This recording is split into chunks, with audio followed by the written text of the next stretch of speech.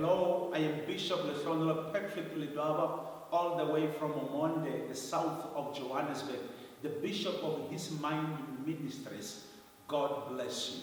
Today we are talking about choices. Why? Because life is about choices. And you cannot allow anybody to make a choice for you, because life is full of consequences. And anytime you make a choice, don't only think about now, think about tomorrow. Because anything you make a decision on right now is either it's going to affect you positively or negatively. So I want you to be very, very careful about that. And I want you to know that even the people that you keep company with, they are your gatekeepers. You must be careful of the people who are influencing your life.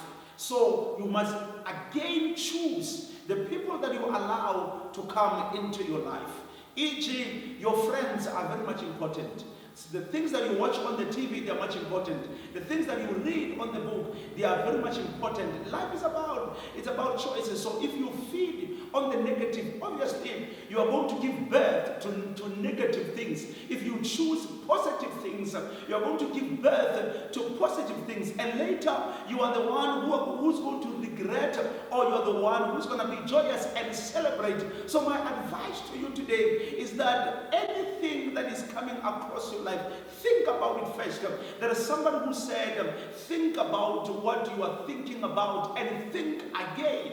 So in other words, you cannot make that mistake and make a wrong choice. Nobody will force you. Even God has given us a free will. He does not force anybody to make a choice.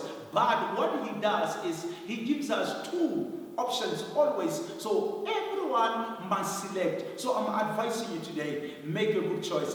Think about what you're thinking about and think again. Later, you're going to enjoy your life.